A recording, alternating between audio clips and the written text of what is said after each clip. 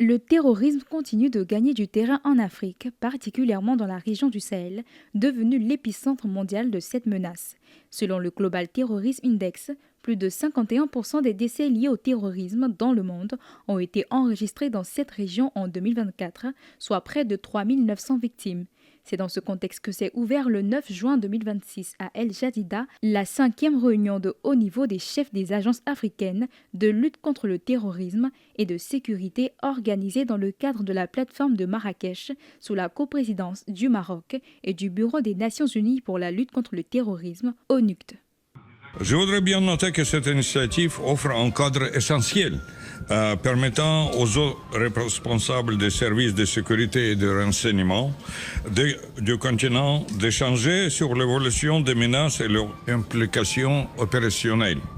Face à l'expansion des groupes terroristes, aux conflits armés et aux menaces liées aux nouvelles technologies, le ministre marocain Nasser Bourita a présenté la vision du roi Mohamed VI, une approche qui privilégie non seulement la réponse sécuritaire, mais aussi les leviers économiques, sociaux et religieux pour combattre les causes profondes de l'extrémisme. Le chef de la diplomatie marocaine a également insisté sur la nécessité d'une coopération africaine renforcée. Le Royaume du Maroc, maintenant, à New York,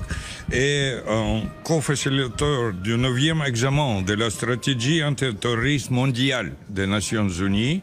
qui doit être adoptée fin de ce mois, ou peut-être au début de juillet. Et c'est un rôle très important que les diplomates marocains jouent dans notre travail. Lancée en 2022 avec l'appui du Bureau des Nations Unies de lutte contre le terrorisme, la plateforme de Marrakech s'est progressivement imposée comme un cadre de référence pour la coordination des services africains de sécurité. À El Jadida, Nasser Bourita a appelé à une plus forte implication de l'Afrique dans la définition des stratégies internationales de lutte antiterroriste, alors que les groupes affiliés à Al-Qaïda et à l'État islamique poursuivent leur progression dans plusieurs régions du continent.